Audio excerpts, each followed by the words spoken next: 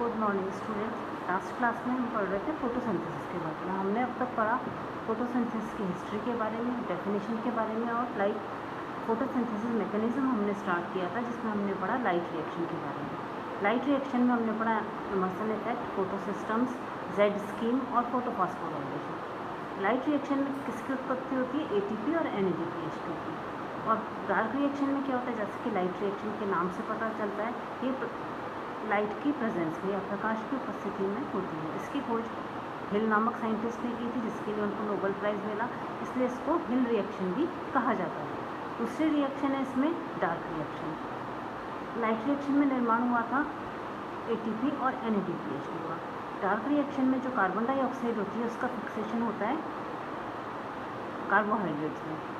Light reaction थी वो एक फोटोकेमिकल रिएक्शन थी, प्रकाश रासायनिक अभिक्रिया, जबकि डार्क रिएक्शन है वो थर्मोकेमिकल रिएक्शन है, ताप रासायनिक अभिक्रिया। इसमें कार्बन डाइऑक्साइड का रिडक्शन होता है और कार्बोहाइड्रेट का निर्माण होता है। जैसा कि हम शुरू में देखते हैं, रिएक्शन में 6 मॉलिक्यूल ऑफ कार्बन डाइऑक्साइड और 6 मॉलिक्यूल ऑफ वाटर मिलकर एक मॉलिक्यूल कार्बोहाइड्रेट का बनाते हैं और 6 मॉलिक्यूल ऑफ ऑक्सीजन इवॉल्व होते हैं।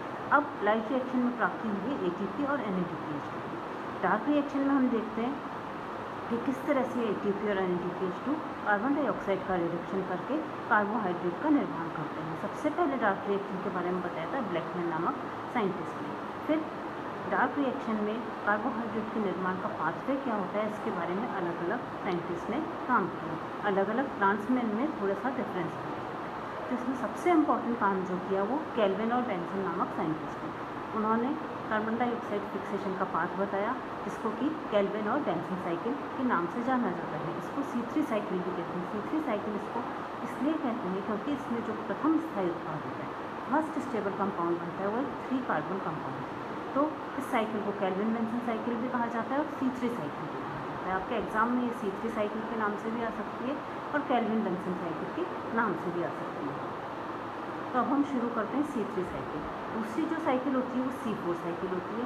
उसमें जो फर्स्ट स्टेबल कंपाउंड होता है और 4 कार्बन कंपाउंड होता है ऑक्सीजन। एक तीसरी साइकिल होती है वो होती है ग्रेजुलेशन एसिड मेटाबॉलिज्म। ये साइकिल जीरोफिटिक प्लांट्स में होती है। सबसे ज़्यादा पहले और सबसे इम्पोर्टेंट और अधिकांश से प्लांट्स में पाई जाने वाली कार्बन डाइऑक्साइड फिक्सेशन का पाथवे है वो C3 पाथवे है, जो कि केल्विन और बेंसन नामक साइंटिस्ट द्वारा खोजा गया था। अब जैसा कि आप बोर्ड पे देख रहे हो, इसकी शुरुआत कहाँ से होती है ये देखेंगे। इस जो डार्क रिएक्शन होती है इसको जैसे मैंने पहले तुम्हें बताया ब्लैकमैन रिएक्शन या थर्मोकेमिकल रिएक्शन भी होती है। ये लाइट की इसको ज़रूरत नहीं होती और ये क्लोरोप्लास्ट के स्ट्रोमा में होती है। इसके जो डिफरेंट स्टेप्स थे वो मेल्विन केल्विन और A.A. बेंसन नामक साइंटिस्ट ने 1948 में एक यूनिसेल्युलर विनेगर का क्लोरेला पे रेडियोएक्टिव कार्बन डाइऑक्साइड यूज़ करके निकाले थे। सभी फोटोसिंथेटिक यूकैरियोट्स में, यहाँ तक कि एल्गी में भी जो कार्बन डाइऑक्साइड का रिडक्शन होकर कार्बोहाइड्रेट बनती है वो C3 साइकिल के द्वारा ही बनती है। इसको केल्विन साइकिल, C3 साइकिल या रिडक्टिव पेंटोज फॉस्फेट साइकिल भी कहते हैं।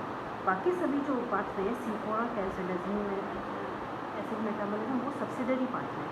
उनमें C4 साइकिल और कैम साइकिल के साथ ही साथ C3 साइकिल भी होती है। इसका काम मेनली C3 साइकिल को असिस्ट करना होता है, C4 साइकिल और कैल्सिलेशन एसिड मेटाबॉलिज्म साइकिल। तो अब हम ये साइकिल की ओर आए तो जैसा कि आप ये राइट हैंड पे जो डायग्राम देख रहे हो उसमें 3 स्टेप होते हैं, कार्बोक्सिलेशन, रिडक्शन और रीजनरेशन। सबसे पहले कार्बन डाइऑक्साइड ऐड होती है, रिबुलोज डाइफॉस्फेट बनता है फॉस्फोग्लिसरिक एसिड। फॉस्फोग्लिसरिक एसिड का रिडक्शन होता है और ग्लिसरॉल्डिहाइड 3 फॉस्फेट बनता है। तो ग्लिसरॉल्डिहाइड 3 फॉस्फेट के जो 12 मॉलिक्यूल होते हैं वो सब वापस से रीजनरेट होकर वापस से 6 मॉलिक्यूल ऑफ रिबुलोज डाइफॉस्फेट के, जैसा कि लेफ्ट वाली साइड में लिखा है, बना देते हैं। साथ ही साथ हमको प्राप्ति होती है एक मॉलिक्यूल फ्रक्टोज 6 फॉस्फेट या कार्बोहाइड्रेट की, जो कि सुक्रोज या स्टार्च के रूप में होती है। तो डार्क रिएक्शन में 3 स्टेप्स हो गए, कार्बोक्सिलेशन, रिडक्शन और रीजनरेशन। अब फोटोसिंथेसिस को अगर हम थोड़ा सा डिटेल में देखें तो इसकी शुरुआत होती है रिबुलोज मोनोफॉस्फेट। इधर आप देख रहे हो लेफ्ट साइड के डायग्राम में ये एक 5 कार्बन कंपाउंड है। इसके जो 6 मॉलिक्यूल होते हैं वो कार्बन डाइऑक्साइड से क्रिया करते हैं। कार्बन डाइऑक्साइड से क्रिया करके इसका निर्माण करते हैं, फॉस्फोग्लिसरिक एसिड का निर्माण करते हैं। फॉस्फोग्लिसरिक एसिड के जो है 3 कार्बन कंपाउंड है। 6 मॉलिक्यूल रिबुलोज मोनोफॉस्फेट के, जो कि 5 कार्बन कंपाउंड है, 6 मॉलिक्यूल कार्बन डाइऑक्साइड से मिलते हैं। तो ये हो गए 6 कार्बन के 6 मॉलिक्यूल। ये बनाते हैं 3 कार्बन के 12 मॉलिक्यूल, जो कि फॉस्फोग्लिसरिक एसिड है। फॉस्फोग्लिसरिक एसिड का रिडक्शन होता है, किसकी सहायता से होता है?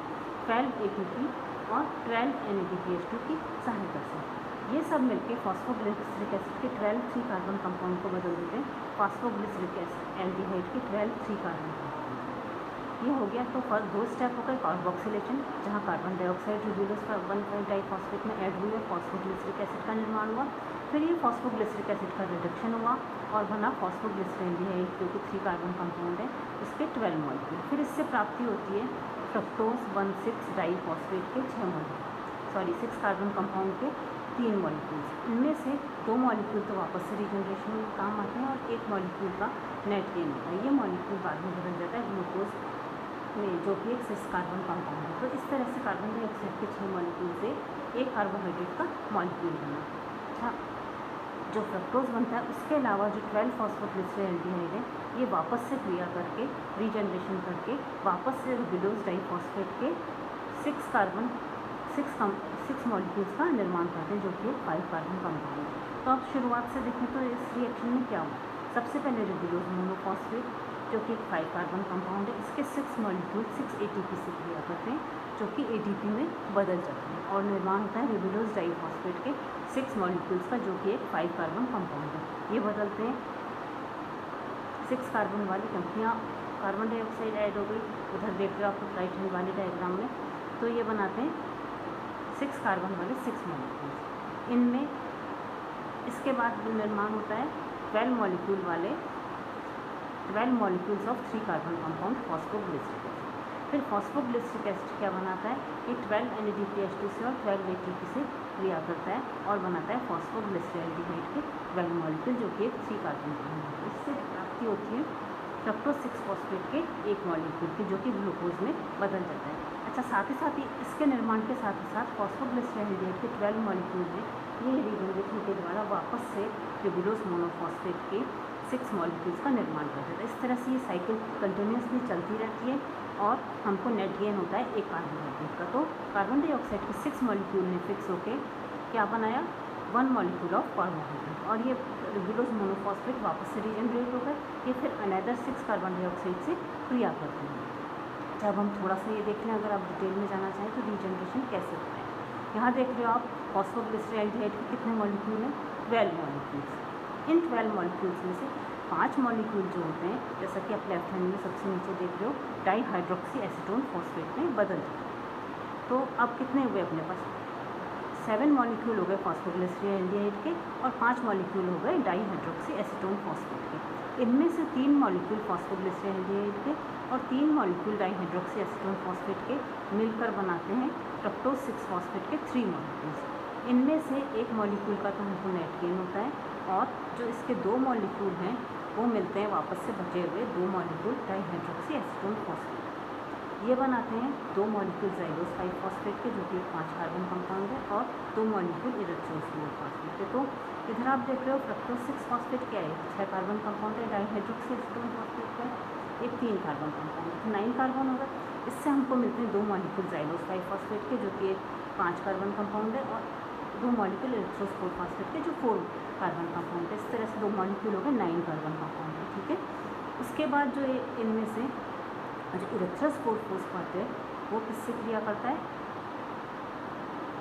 बाकी बचे हुए 2 फॉस्फोग्लिसरेल्डिहाइड के। तो 4 कार्बन कंपाउंड और ये 3 कार्बन कंपाउंड के 2 मॉलिक्यूल, ये बनाते हैं एक 7 कार्बन कंपाउंड सेडोहेक्टिलोज 7-फॉस्फेट के 2 मॉलिक्यूल। फिर ये जो सेडोहेक्टिलोज 7-फॉस्फेट है, जो कि एक 7 कार्बन कंपाउंड है, ये 2 मॉलिक्यूल फॉस्फोग्लिसरेल्डिहाइड की क्रिया करता है, जो कि एक 3 कार्बन कंपाउंड है। ये दोनों मिलकर बनाते हैं 2 मॉलिक्यूल जाइलोस 5-फॉस्फेट की और 2 मॉलिक्यूल राइबोस 5-फॉस्फेट के। अब यहाँ देख लो 7 कार्बन कंपाउंड सेडोहेक्टिलोज 7-फॉस्फेट और 3 कार्बन कंपाउंड फॉस्फोग्लिसरेल्डिहाइड, ये हो गए 10 मॉलिक्यूल के 2 मॉलिक्यूल 10 कार्बन के। तो ये बना देते हैं वापस से जाइलोस 5-फॉस्फेट, जो कि एक 5 कार्बन है, उसके 2 मॉलिक्यूल, और राइबोस 5-फॉस्फेट, जो कि एक 5 कार्बन कंपाउंड है। इस तरह से हमको यहाँ राइट के निशान देख रहे हो, 2 मॉलिक्यूल जाइलोस 5-फॉस्फेट के यहाँ मिले, 2 मॉलिक्यूल राइबोस 5-फॉस्फेट के मिले, और शुरू में मिले थे हमको 2 मॉलिक्यूल जाइलोस 5-फॉस्फेट के।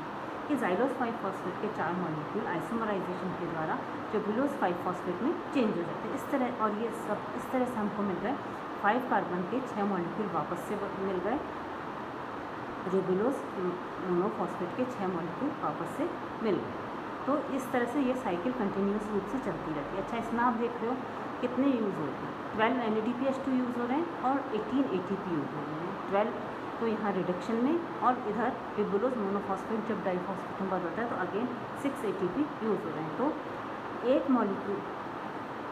मॉलिक्यूल कार्बन डाइऑक्साइड के रिडक्शन के द्वारा कार्बोहाइड्रेट का एक मॉलिक्यूल बनता है, जिसमें कि 12 NADPH2 और 18 ATP का कंजम्पशन होता है, और इसमें 686 किलो कैलोरी एनर्जी यूज़ होती है। इसमें 3 स्टेप होते हैं, जैसे कि पहले मैंने बताया था, कार्बोक्सिलेशन, रिडक्शन और रीजनरेशन। कार्बोक्सिलेशन में क्या होता है, रिबुलोस डाइफॉस्फेट में कार्बन ऐड होती है, फॉस्फोग्लिसरेट बनता है। फॉस्फोग्लिसरेट रिड्यूस होकर NADPH2 और ATP की सहायता से ग्लिसरॉल 3 फॉस्फेट बनाता है। ग्लिसरॉल 3 फॉस्फेट वापस से रीजनरेशन के द्वारा अगेन 6 मॉलिक्यूल रिबुलोस 1,5 डाइफॉस्फेट का निर्माण कर देता है। 3 स्टेप इसमें मुख्य हैं, और साथ ही साथ 6 मॉलिक्यूल ऑफ कार्बन डाइऑक्साइड से 1 मॉलिक्यूल कार्बोहाइड्रेट का निर्माण होता है। ये होती है केल्विन बाइंसन साइकिल, जिसमें कि कार्बन डाइऑक्साइड का रिडक्शन होता है और कार्बोहाइड्रेट का निर्माण होता है। क्योंकि इसमें प्रथम जो स्थायी उत्पाद है वो फॉस्फोग्लिसराइड है, जो कि एक 3 कार्बन कंपाउंड है, इसलिए इसको C3 साइकिल कहते हैं। अब नेक्स्ट क्लास में हम पढ़ेंगे C4 साइकिल के बारे में और ग्रेजुलेशन एसिड मेटाबॉलिज्म के बारे में। Thank you.